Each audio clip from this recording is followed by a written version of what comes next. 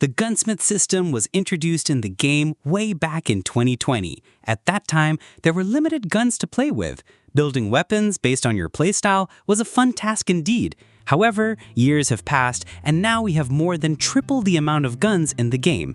Consequently, building any weapon based on your playstyle basically makes it a worse version of some other weapon which suits your playstyle much better. Thus, the builds nowadays focus on improving the strengths on a weapon rather than mitigating its weaknesses altogether. However, there are a handful of weapons in the game which can be built in more than a single way, and today we'll be discussing one of those guns. What's up, guys? My name is Rising, and welcome back to another gun guide. This is the series where we'll be focusing on in-depth breakdowns, tips, builds, and class setups for every single weapon in Call of Duty Mobile. And today, we'll be covering the AK-47 assault rifle.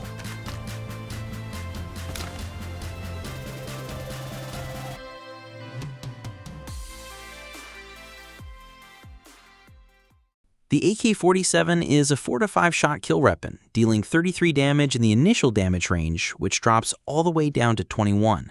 However, it offers some interesting body multipliers which will help you to reduce your shots to kill.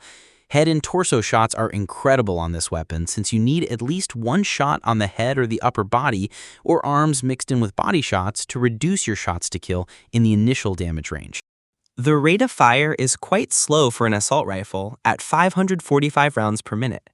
This means you'll kill in 330 milliseconds up close, which increases to 440 milliseconds in the longer ranges. However, if you can land those upper torso or head shots, you can reduce your time to kill down to 220 milliseconds, which is in the realm of being competitive. Additionally, if you can hit 2 consecutive headshots, you can achieve a 2-shot time to kill of 110 milliseconds, which is very fast. Although, being a slow fire rate weapon, you must be very precise at landing your shots. Otherwise, the time to kill rises up drastically for each missed shot. Looking at the range profile, we can see that the AK-47 has a good potential 3-shot kill range up to 20 meters, which is quite competitive in comparison to most other meta weapons out there.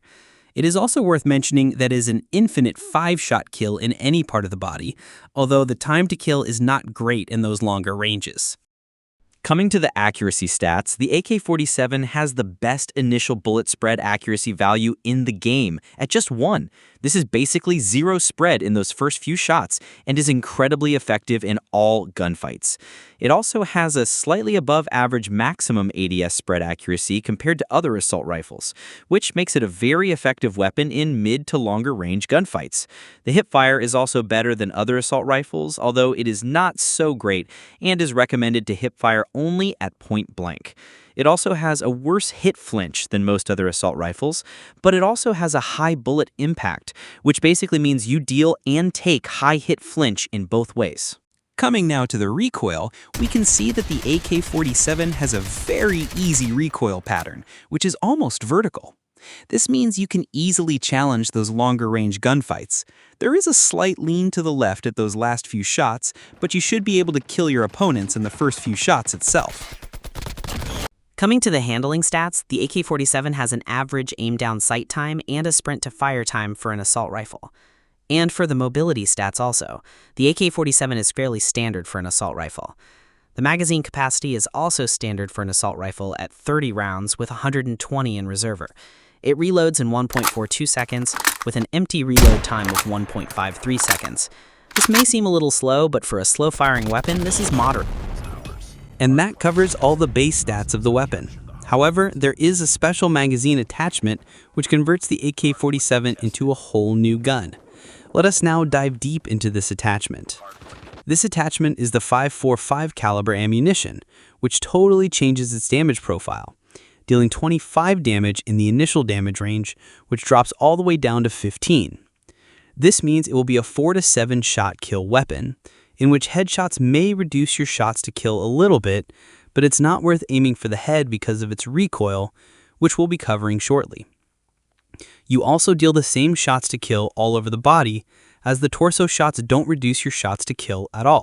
It also improves your ADS movement speed as well as your magazine capacity, which is an added bonus, although it slightly reduces the bullet impact of the weapon. Alongside the damage, the rate of fire is greatly improved to 705 rounds per minute, which means you'll kill in 255 milliseconds up close.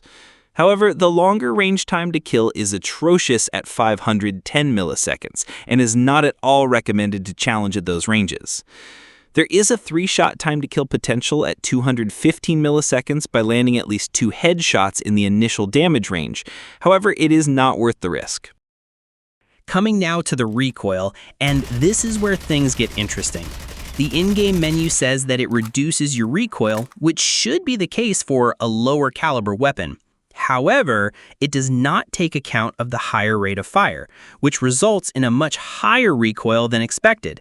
Even though the pattern is simple, the kick between shots is quite high, and it will definitely throw your aim off if you're not aware of it. And that covers all of the stats of the base AK-47, along with the 5.45 ammo conversion. And now's the time for some exciting class setups that I've got for you guys. The first build features the base AK-47 with the standard 7.62 rounds. We have the monolithic suppressor and MIP extended light barrel for concealment and range, no stock for improved mobility, tactical foregrip A for reduced bullet spread, and the rubberized grip tape for improved recoil control. Alternatively, the operator foregrip and the granulated grip tape could be used, but I don't like the reduction to ADS speed for an already slow weapon. Generally, the rubberized grip tape is not considered a worthy attachment because it increases the ADS bullet spread. However, on this weapon especially, you can afford to lose that since it already offers a very tight initial bullet spread, and you must be able to kill your opponents before it even reaches its maximum spread. Here are the build attributes if you want to have a look.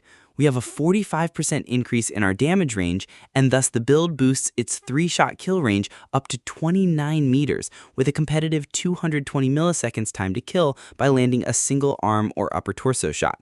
It also offers a guaranteed 4-shot kill with a 330 milliseconds time to kill up to 43.5 meters. Additionally, it has a 2-shot kill potential in the initial damage range with a 110 milliseconds time to kill by landing 2 headshots, which is practically not so difficult to achieve due to its low and steady recoil. It also slightly improves our mobility and recoil control, which is nice. Here are the key stat changes with this build if you want to have a look. I also want to show you guys another build with the 5.45 ammo conversion. We have the monolithic suppressor and the OWC Ranger barrel for concealment and range, no stock for improved mobility, rubberized grip tape for improved recoil control, which is greatly needed for this conversion, and of course the 5.45 caliber ammo. Here are the build attributes with the 5.45 ammo conversion. Although in the menus it says that you have a 50% range boost, I consider it to be actually a 65% range boost because the ammo conversion changes its damage and range profile completely. So you basically add a 65% boost from the range boosting attachments on a base weapon, which is massive. You can see the comparison of the build with the other meta weapons out there. There's a bunch of mobility improvements as well, but the main factor is the recoil control, which is greatly improved. Here are the key stat changes if you want to have a look.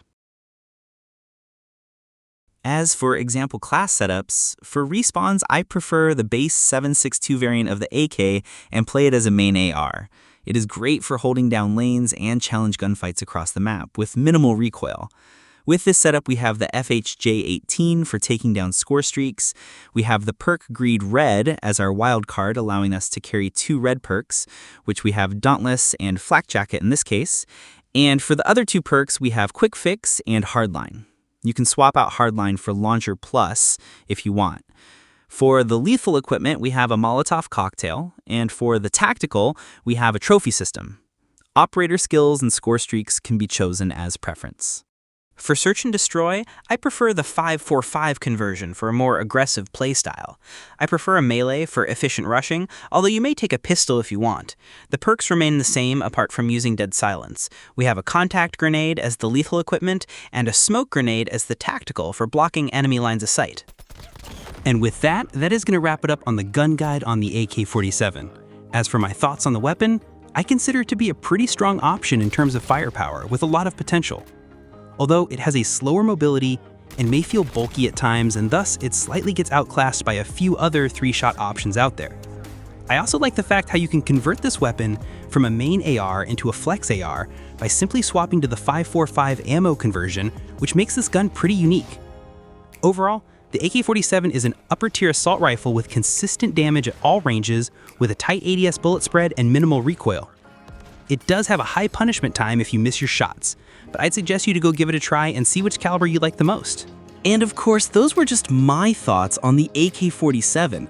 I'd love to hear from you guys. What do you think of the AK-47? Whether it is bad, good, or somewhat mediocre? Just let your thoughts in the comments section down below. If you have any assault rifle in mind, let me know which one you want me to cover next. Make sure to subscribe and leave a like on this video, and I'll catch you guys on the next one.